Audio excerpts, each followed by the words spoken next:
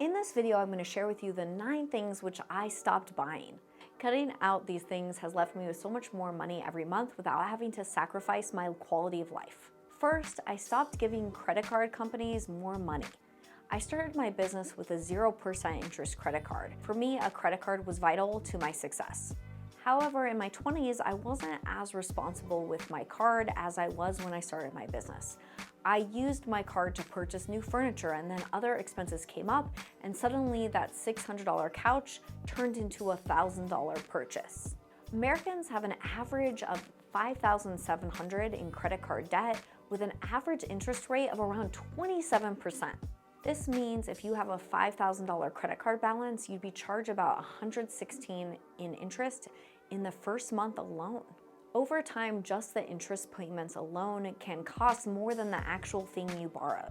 I've set up automatic payments to pay off the credit card completely every month to avoid being charged any interest. I also only buy things with my credit card that I know I can afford and can pay back within a month. Next, I stopped paying full price for things that could be negotiated both in my personal and business life. An ad company came to me with a $1,000 per month marketing proposal, and I was chatting with a lawyer friend and discovered that she had negotiated the price down to $200 a month, and I was shocked. Negotiating can feel uncomfortable, but I can handle discomfort. It's just a feeling. Here's the permission to negotiate your cable bill. You've been a loyal customer. And here's a pro tip. If the price is locked in, keep in mind many companies will offer a discount if you pay in full or pay in advance. Just ask. Third, fast fashion. I don't spend money on the latest fashion trends. Confession here, being pregnant back-to-back really had me rethink my fashion choices. And thankfully, I had many friends who gave me their old maternity clothes, and now that I'm getting back into fitting into my pre-baby sizes, I'm prioritizing quality over quantity. If something feels good and is comfortable, I'll buy it even if it costs more. Having fewer clothes also frees up mental space and simplifies my choices. Fourth is alcohol. Alcohol is another thing I can thank being pregnant for because with 2 babies, I did not drink. When I was single, alcohol was a big part of my professional and social life. I've never loved drinking, but every time I drank, I would feel super sick afterwards.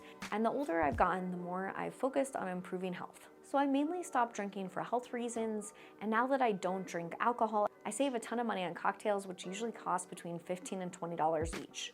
Next is buying the latest tech. For the longest time, I only bought brand new tech gadgets like iPhones and Macs and AirPods. I loved being an early adopter, but I paid a premium for things, and I've noticed the newest and greatest lately hasn't been worth it. I'm also more comfortable buying refurbished products now because they pass all the quality control processes and are a lot cheaper. Next, before I got really into finance, I always thought that hiring a financial advisor to invest would be the smart choice. However, I realized I was paying a lot of unnecessary fees and not seeing the return on the investment. I made the decision to switch from actively managed funds to low-cost index funds after running the numbers myself. Next, I stopped buying expensive gifts. Surprisingly, my friends and family appreciated these more.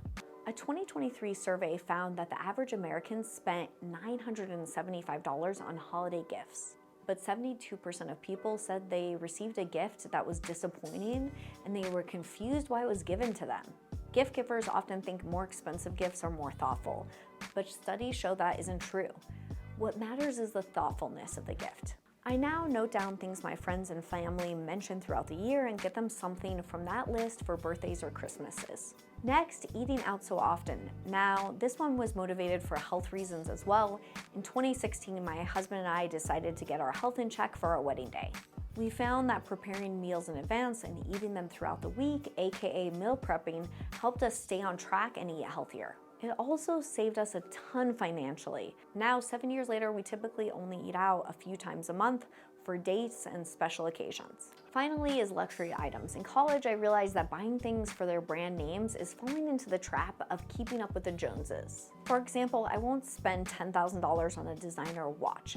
However, I will buy brand names of things if there's a quality or good functional value for it. For example, I'll pay more for a high quality vacuum that's better and easier to use and will last longer. Let me know in your comments what you've stopped buying throughout the years to reach your financial goals.